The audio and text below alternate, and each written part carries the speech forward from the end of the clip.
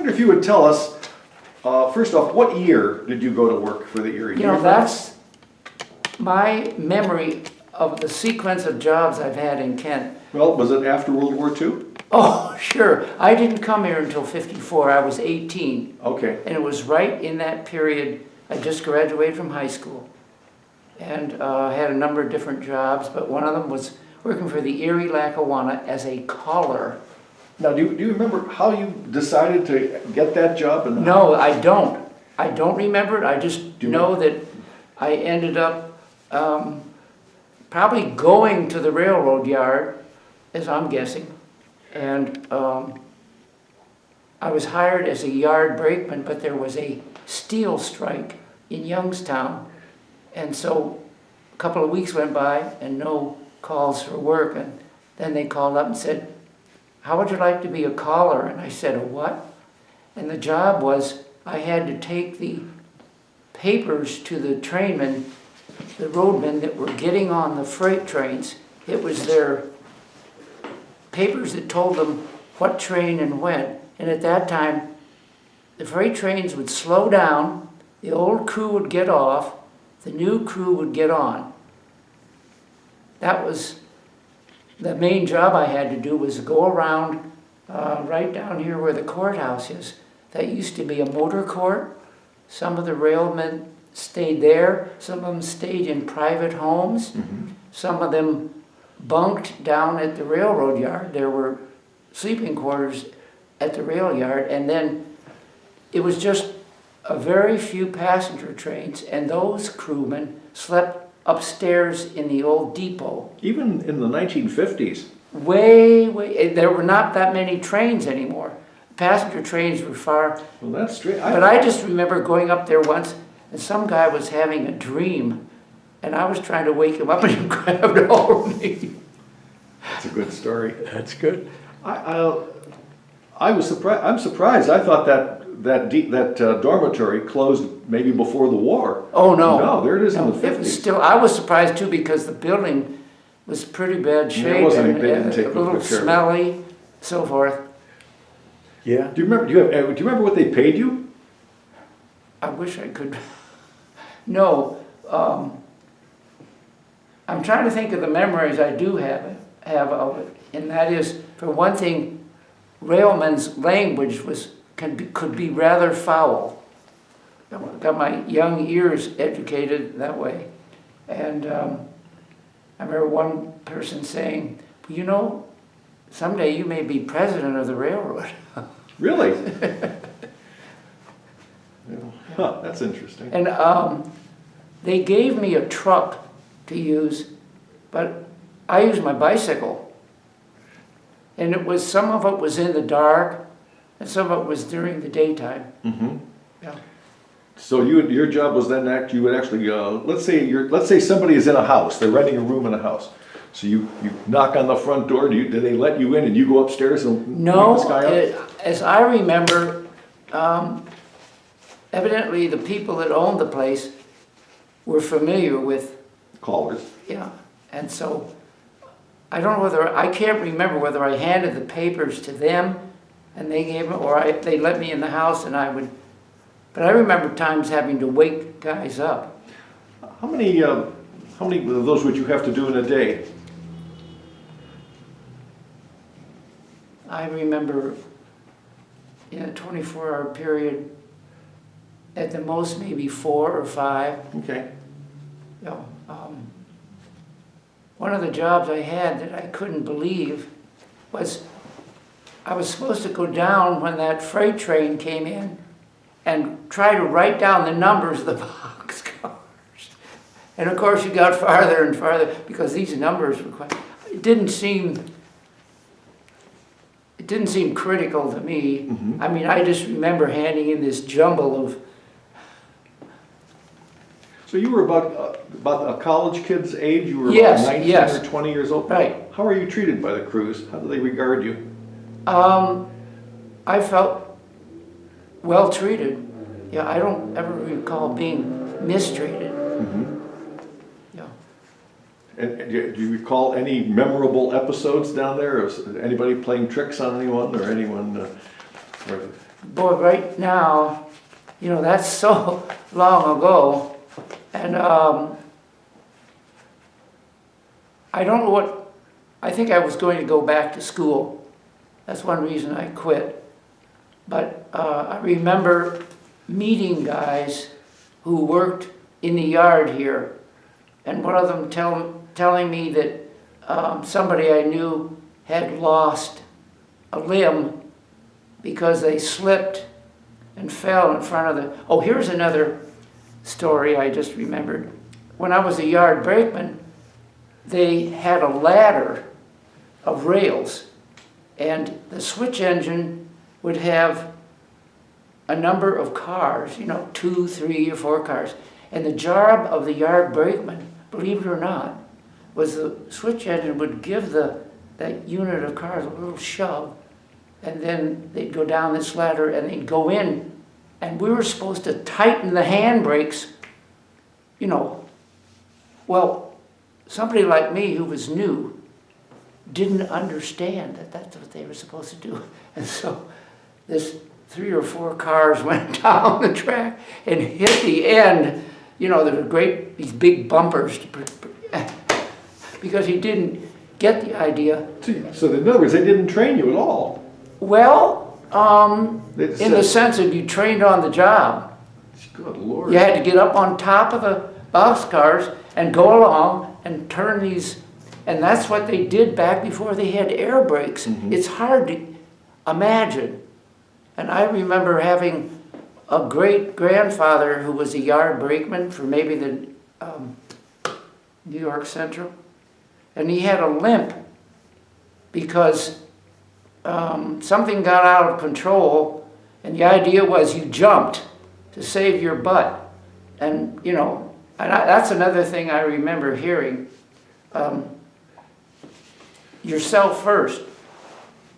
If it looks like it's very dangerous, you just get off and let the thing go. Yeah. Well, you remember that Casey Jones's fireman jumped. Oh, right. And Casey died at the throttle. But I used to, as a little, early teens, or, I lived in Oberlin, and I had this kind of romance with the rails there in Oberlin, and would take my bicycle down when the trains would come through. And sometimes there would be some wreck or something on the main line, and they'd send the passenger trains through Oberlin. That was always exciting. I bet it was. Yeah. Let's go back to being a brakeman again. I remember in the 1950s, we lived next door to the nickel plate. Oh. And they would do the same operation you did. It would have an engine. All of a sudden we would notice a boxcar just by itself drifting down the main line with a man on top of it. And of course they did the same thing. They'd push it, but this thing would go for several miles because they must have pushed it from about 100th Street, and it would go out to Chardon Road, about 200th Street. Where was the street? On the nickel plate, paralleling the But Euclid. what city? Oh, Cleveland. Oh, right. Yeah. Actually, East Cleveland. Yeah. But, so you would see, just the strangest thing in the world, see in a summer's night, never any That other must have night been except the summer. spooky. Just a boxcar coming down by itself. You think, what the heck? And there's a guy up there. And of course, if he tightens it too soon, the car will stop right where it is. Yeah. Well, let's go back to your experiences then as a brakeman. I mean, did you work there in the winter at all? No, this was just a summer. Because I think that in the winter would be a very vicious time to work in those yards. Oh my gosh, to throw the switches in the wintertime when it was slippery. One of my memories, not having to do with the job, but it got me oriented, is that my great-grandfather up in Cleveland, the road brakeman, he actually had a caboose in his backyard. Oh, kind of like Ed Beckwith. What? Kind of like Ed Beckwith. Oh, I remember Ed Beckwith very well because he was sort of a neighbor of ours out on Fairchild. They owned property out there. And going and seeing that train in his yard, and then inside he had this incredible model train set up. And maybe my mother, who was a kindergarten teacher, would take her kids there on a field trip. We had a railroad club at Roosevelt High School for a couple of years, and he allowed us to come down and see his downstairs train exhibit, and it was very nice. trying to think, let's talk about engineers for a minute. They were at the east end of the yard. They had their own, that was where the ready tracks were and where they had their own little I'm sure that might have been building. true. But I'm not even sure what to ask. I don't know where they went. Well, one of the memories I have is that my wife, Donaldine, had a friend, Frank Corso, who had that job of running a switch engine in a rail yard, and he let our kids come and get up in the cab and see that operation. Years ago, you could do things like that. Yeah. It was, if you worked for the railroad, you could take your kids there. And neighborhood kids, you know, for your own, neighborhood kids would just congregate around the railroad yards. Oh, yeah. Around the switch tower or the depot. And those guys were nice to us generally. Yeah. They liked explaining their jobs to youngsters. Well, Kent was certainly, when we first moved here, was still very much a railroad town. There was East Kent and West Kent because the downtown line, freight cars would, the freight trains would tie up the traffic. And sometimes that crossing would be tied up until finally, one of my memories is, finally they got the overpass. And just about that time, Erie, Lackawanna died. Yes. And I remember graduate students in the School of maybe Architecture, they came out with this study saying Kent, for the city of its size, of its population and wealth, had the ugliest downtown in the country. And I remember getting up on the overpass and looking down, and I didn't see where that came from. It didn't look... It's just an opinion, isn't it? I'm sure we could find worse looking towns. Yeah. When did you leave that job, and what did you do after? Well, I've had a raft of jobs in Kent while I was going to the university. I drove school bus, and I worked as a model for the art department. That was the highest paying student job at the time. Uh-huh. Yeah, and the sequence. I'm trying to think. I know when we first moved to Kent, believe it or not, Fairchild Avenue had none of the housing that's there now. It was farm or rural, and there was a potato and sweet corn grower, and I worked for him. And Did you ever work in there were muck fields out there too? for oh, I sale. tried that one day. What did you like about it? For one thing, very hot, very humid, you're crawling along on your hands and knees pulling these giant weeds because they fertilized the muck and watered. This was celery rows.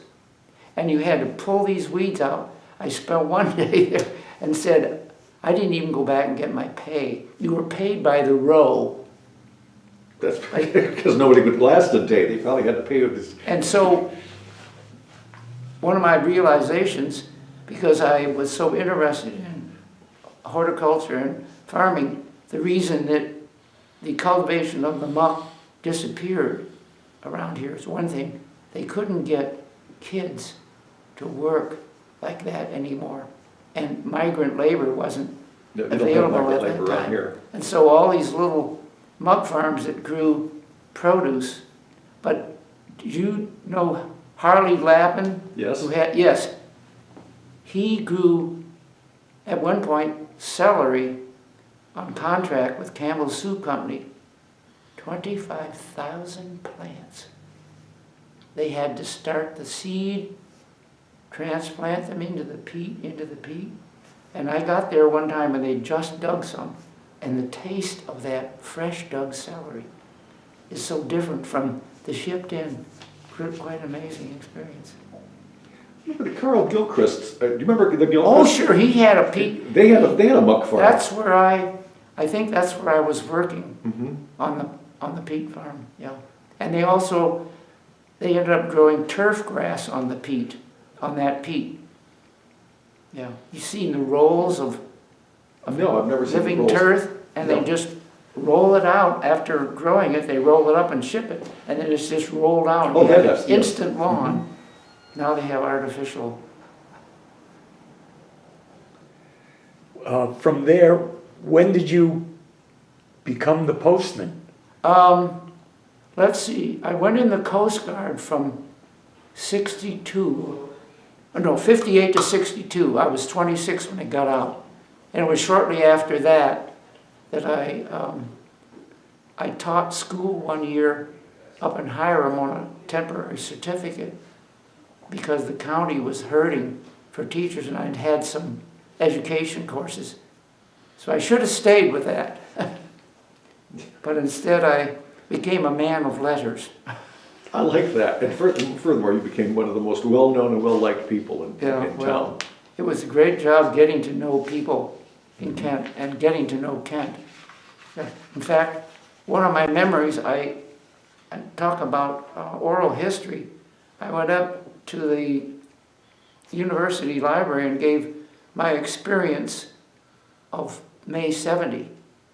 And I was the carrier responsible for taking the mail to the residence dorms and the bookstore and the library and the mailroom at that time. And it was so strange because right after that they required me to go around and pick up the drop boxes, you know, where people, but I never saw anybody. It was just the weirdest, spookiest. Sure. Maybe an FBI man or something once in a while. But, This was on the campus? you know. And do you remember what day that was? What date? Well, May 70 of, Yeah, but do you remember, it was after the shootings? after the shooting, yes. Yeah. Yeah. So the campus was closed, the students Yeah. were gone. Oh, yeah. Yeah. And I've gone to some of the memorials for that event since then. Yeah. And you know, talk about a historic perspective of history. What has changed and what has stayed the same since then? You know, it's a strange thing though. Sometimes you can look at Kent and you think, oh, this place would be still recognizable to people from 100 years ago. They would know some of the houses are still here, the streets Oh, are the the houses, same. right. Things don't change that much sometimes, and yet we think they change all the time. Yeah. Well, let's see if we can think about anything else about the railroad that we want to. I don't suppose they gave you a free pass, did they? You get an employee pass to go anywhere. Couldn't get on. Maybe I wasn't there that short. I do know that, let's see, my mother's mother, Edna Son, married a railroader, and they had passes and would go out to they went to Arizona because a relative lived there. Mm-hmm. Yeah. My most memorable ride on a railroad was coming back from Denver, where I'd gone to meet people they were going to ski, one person, and then we did cross-country ski. But coming back, I had to go to work for the post office early, that same or the next day or something. And so I ended up, I was a coach, I was agile and strong, swinging myself up into the luggage rack and sleeping there. Why not? That's cool. And my memory is that during the night, the trainman came along and he was holding on to and his hand brushed me. And he must have decided not to bother me. Just let sleeping dogs lie.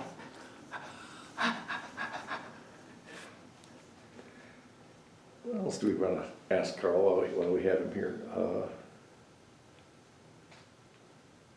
It'll all come to me after this is done. I'll think of all the questions I should. Oh, sure. Well, if you want to, you can certainly get in touch with me. I have a cell phone.